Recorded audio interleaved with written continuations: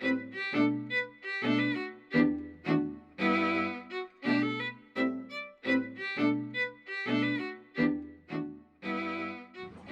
it's a GLC SUV, Merc.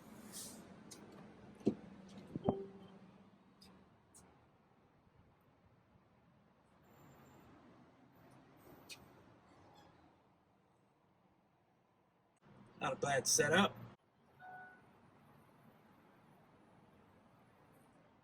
A fairly compact SUV. There's nothing huge about it. But it's just one of those, you know, really good small size. It's easy to drive, maneuver. You sit up a little high, and it's a Merc, so you got that quality going. It's a real nice layout.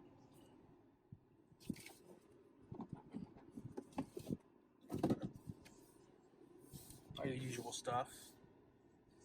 4-cylinder turbo engine, which is kind of the norm for most vehicles these days, our Volvo included. That's kind of where most automotive companies are going, forced induction. What I like about Merc is that they've got their gear selector here on the column, and that frees up all this space for storage. One of the things that's annoying about a lot of placement of consoles or gear selectors is that if they're a stick configuration, they impede your ability to access cup holders.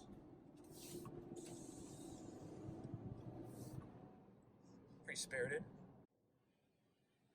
It's actually pretty tight from a handling standpoint. The engine's really robust for a 4-cylinder, but the handling is really taut. It holds tight. And I like the steering wheel. You got the flat bottom steering wheel.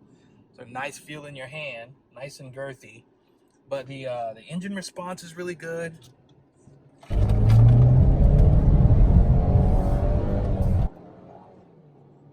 Takes off, gets going. Yeah, it's not bad. For what it is, very impressive. Now, Mercedes-Benz obviously is going to do a really good job. One of the things they've always excelled at is engines. If you think about their performance arm, AMG, their engines are always pretty much second to none. And you know, there's no exception with this particular car. The 4-cylinder turbo has become so common.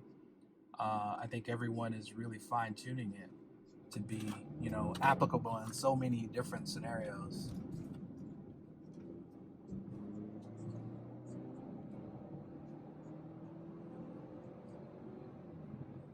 And that thing moves. It definitely moves. And I think for, you know, a small compact SUV in the premium space, this is a really good option. If you're looking at an X1, something like that, then this is a really good appealing option. The Mercedes are looking really good. Their style is really, you know, on par nowadays. I think their quality has gotten so much better because of the stiff competition. But I've always really liked their design, and you know, as of late, I've been really paying close attention to them a little bit more so than I have before. Will I get one? I don't know. I mean, I'd really like to entertain driving more of them, just to understand the dynamics, you know, every other aspect of the engineering. But it's German, you know, and I think most of the German products have got the bugs out. I figure if Audi can do it, anybody can do it. So you can't go wrong with either of the big three German products at this point. This backup camera's pretty cool. Straighten it out, tell you exactly where you're headed. Look at that. That's really nice. Pretty spot on even. I feel like I could trust that camera quite a bit. Alright, park is a push in on the stalk, so you got drive down, neutral, reverse, you gotta push completely up, push in, park. Nice. Very simple, not a whole lot going on. thing that's interesting is that in this car, and I'll compare this to the Volvo in terms of how design and style influences the layout, but I like that you can control your AC outside of the screen. And this is not a touchscreen, so that's different than our car, the Volvo. However, in the Volvo, everything is operated through this interface. And one day the screen just kind of blanked out, being that it's an actual tablet, and any devices that we use in that, along that line, even with our phones, sometimes, you find the need to reboot. And so I had the screen blank out on me one day when I was using the interface for CarPlay, and I couldn't do anything with the air. I couldn't turn it up. I couldn't turn it down except with voice activation, because all the controls are integrated into the actual tablet. Whereas here you have control of that, externally. But it is a nice car. I mean, it's very cool. I really like the fit and finish. It's so quiet. As I was driving it, I didn't really notice any sounds from outside.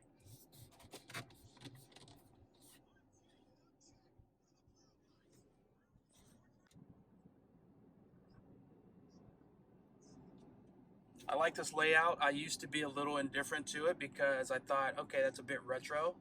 But I think when you see this in a premium product, it becomes a little bit more acceptable, tolerable, appealing, because when you put it in something nice, you just automatically start to adjust to that being a standard. And Audi does this as well. So it's becoming a bit more ubiquitous and common. Really like the headrest feature, electric headrest, which is not a new phenomenon. I remember my old Lexus LS400 had that in it from the 90s. The wood treatment. This is not real wood, but in the AMG that I recently took a ride in with a colleague of mine, uh, it's an AMG obviously, so it's going to have everything, but it had real wood in it. Very compact, it's GLC, um, but really good fit, good finish, comfortable, sits high enough up, not too big and cumbersome to be intimidating.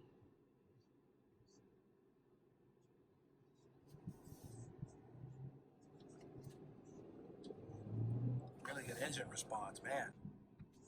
It's a little better than my Volvos.